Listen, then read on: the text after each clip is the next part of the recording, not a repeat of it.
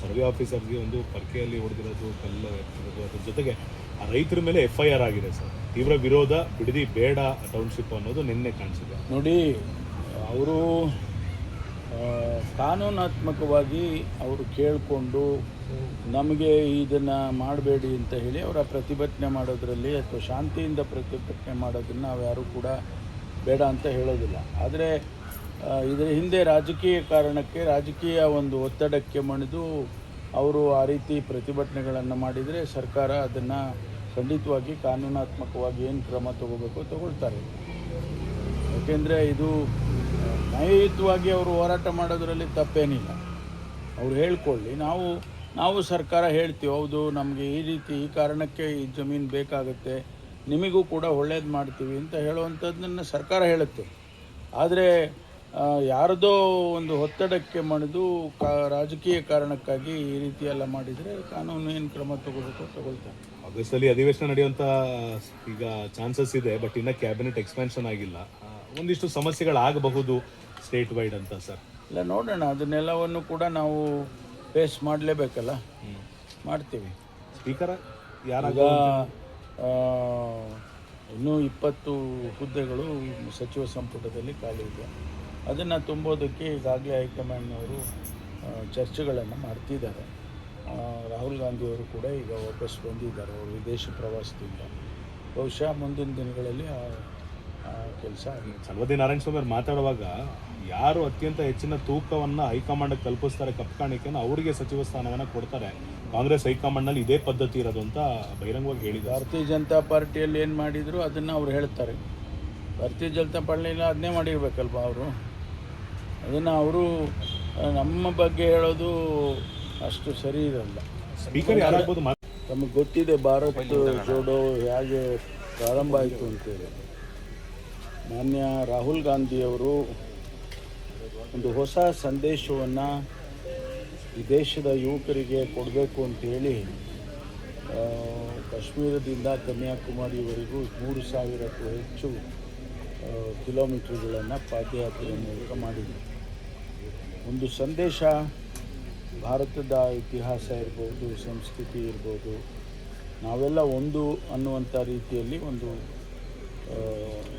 ಸಂದೇಶ ಹೋಗಲಿ ಯುವಕರಿಗೆ ಅಂತೇಳಿ ಮಾಡಿದರು. ಅದರ ನೆನಪಿಗಾಗಿ ನಾವು ನಮ್ಮ ಸರ್ಕಾರ ಬಂದರೆ ನಾವು ಈ ಯುವಕರಿಗೋಸ್ಕರ ಒಂದು ಯೋಜನೆಯನ್ನು, ಕಾರ್ಯಕ್ರಮವನ್ನು ಕೊಡ್ತೇವೆ, ಭಾರತ್ ಜೋಡೋ ಹೆಸರಿನಲ್ಲಿ ಅಂತ ಹೇಳಿ ನಮ್ಮ ಪ್ರಣಾಳಿಕೆಯಲ್ಲಿ ಕೂಡ ಸೇರಿಸಿದ್ದಾರೆ. ಈಗ ಮುಖ್ಯಮಂತ್ರಿಗಳು ಅದನ್ನು ಮತ್ತೆ ಪುನರ್ ಪರಿಶೀಲನೆ ಮಾಡಿ ನಾವು ಮಾಡೋಣ ಅಂತೇಳಿ ಚರ್ಚೆ ಮಾಡಿ ಅದಕ್ಕೆ ಅನುಮತಿಯನ್ನು ಕೊಟ್ಟಿದ್ದಾರೆ.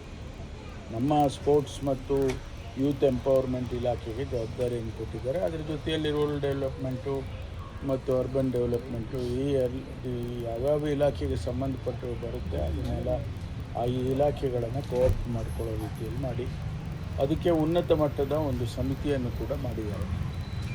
ಈಗಾಗಲೇ ನಾವು ಪಂಚಾಯಿತಿ ಮಟ್ಟದಲ್ಲಿ ಪ್ರತಿ ಪಂಚಾಯಿತಿಯಲ್ಲೂ ಕೂಡ ಒಂದು ಸಮಿತಿ ಆಗಬೇಕು ಅಂತೇಳಿ ಒಂದು SOPಯನ್ನು ನಿನ್ನೆ ತಾನೇ ಇಶ್ಯೂ ಮಾಡಿದ್ದೇವೆ.